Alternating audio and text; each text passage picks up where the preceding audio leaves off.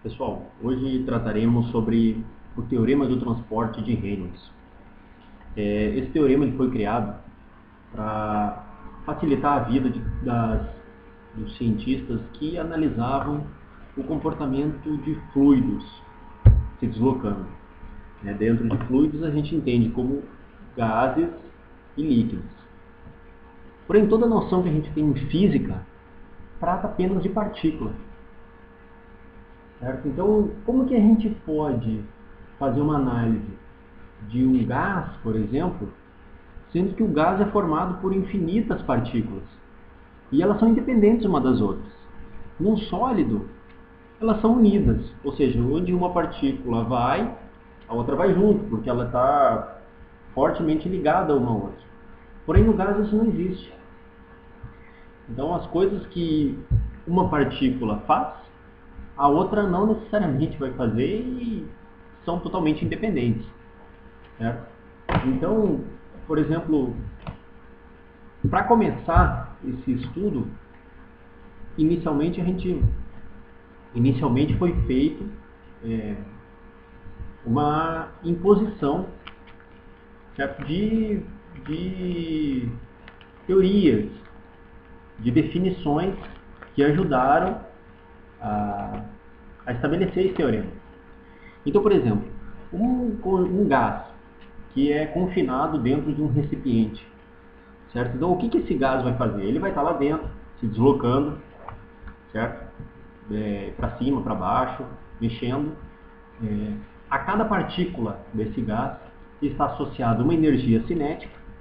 A cada um dos átomos que compõem esse gás, imagine que tem infinitos átomos, cada um deles tem uma energia cinética, pois ele se desloca, certo? Se locomove, ele fica agitado lá dentro.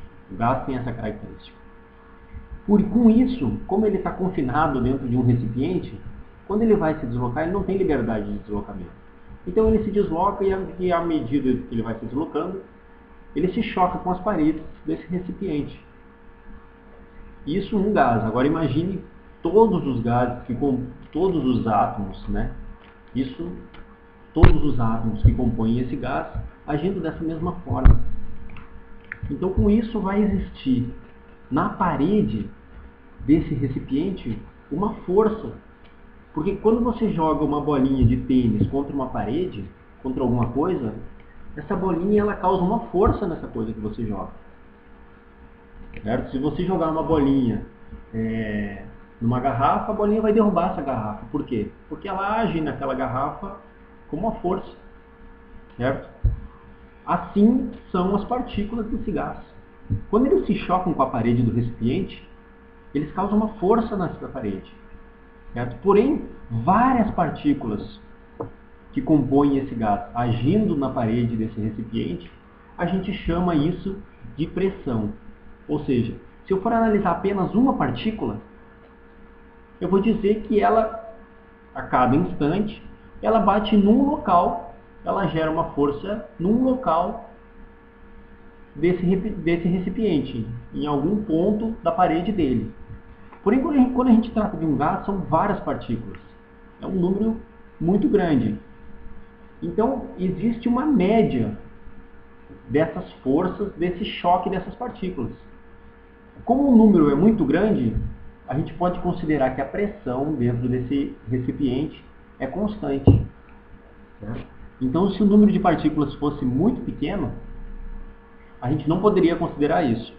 Porém, como se trata de um gás, e a maioria dos experimentos que a gente realiza, o número de partículas que compõem o gás é grande, então a gente considera que a pressão dentro desse recipiente é constante. Bom, isso aí foi só um exemplo para mostrar para vocês de uma tentativa de sair do conceito de partícula e ir para o conceito de volume. Certo? Então é nessa ideia que o teorema do transporte de Reynolds foi baseado. Okay? Então imaginem vocês um fluxo se deslocando aqui como mostra esse desenho aqui, que está aqui embaixo. Certo? Onde as linhas brancas, elas representam o contorno de uma tubulação qualquer, certo? Fiz um desenho aleatório aqui, ok? E as linhas laranjas são as linhas de fluxo desse fluido. Fluido a gente pode entender como sendo um líquido ou um gás, certo? Então digamos que seja um gás, certo? Então essas linhas laranjas são um gás se deslocando, né?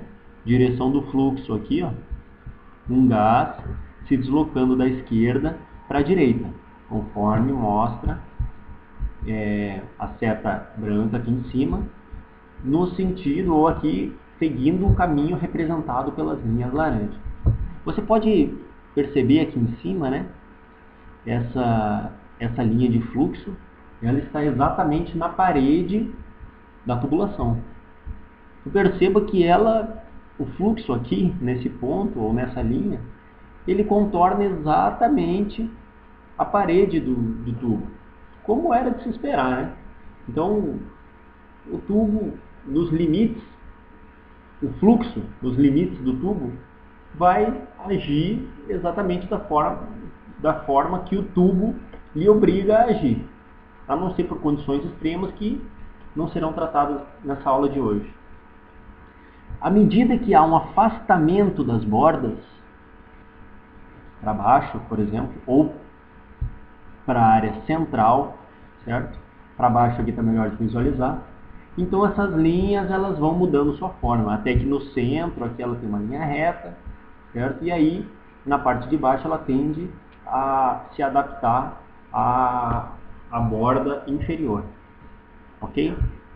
Então as linhas brancas são uma tubulação, as linhas laranja são as linhas de fluxo do fluido. Esse cubo azul aqui desenhado, ele representa o nosso volume de controle. Esse volume de controle vai ser onde nós vamos fazer toda a nossa análise. Então aqui dentro desse volume existe uma infinidade ou uma certa quantidade de gás com uma infinidade de partículas, certo? Então, mas nós não queremos analisar cada uma das partículas, nós queremos analisar como esse volume de partículas se comporta. Então, essa face esquerda aqui, certo, do cubo, chamaremos de área, ela tem uma área, certo? Área A1. Essa face direita, área A2. Para fins apenas de facilitar o nosso trabalho, a partir desse instante, essa profundidade aqui, ó, ela será desconsiderada, certo? Então nós vamos fazer só análise, só a vista frontal da nossa tubulação, ok? Imaginando que existe uma profundidade, certo? Então aqui, essa linha, ela representa a área. Imagina que tem uma profundidade, a área 1, e aqui a área 2. Certo? Então, no instante T, que é um instante inicial, por conveniência, certo? E para facilitar a nossa dedução, eu vou considerar que o meu sistema, ou seja, o meu conjunto de partículas que eu quero analisar, ele é exatamente o volume que está inserido no volume de controle que eu defini, certo? Eu poderia muito bem considerar esse conjunto aqui de partículas como sendo o meu sistema, essas partículas que estão aqui dentro, poderia, certo? Porém, seria muito mais difícil a análise, já que o meu volume de controle está definido aqui, ok? Então eu vou considerar que o sistema são as partículas que estão inseridas no volume de controle, certo? Então aqui nós vamos fazer algumas definições importantes e lembrar algumas coisas que essenciais. Quando a gente analisa a partícula, existem 3 propriedades que acompanham essa partícula durante todo o seu deslocamento, a não ser que uma força externa esteja agindo nela, o que não é o caso do deslocamento de fluxo, certo? Não existe força externa aqui, vamos considerar que não existe força externa agindo nesse fluxo do fluido. Então, se não tem força externa, a massa do sistema permanece constante, certo? Outra coisa que permanece constante, a quantidade de movimento desse sistema permanece constante. E por fim, a energia dele permanece constante, certo? Desses três dados,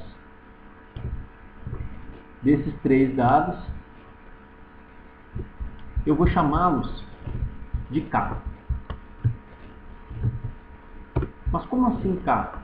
Bom, como eles são sempre constantes, independente do que ocorra com essas partículas ou com esse sistema de partículas, certo? Então, a análise para massa, ou para a quantidade de movimento, ou para a energia desse sistema, é a mesma coisa, certo? Então, o meu K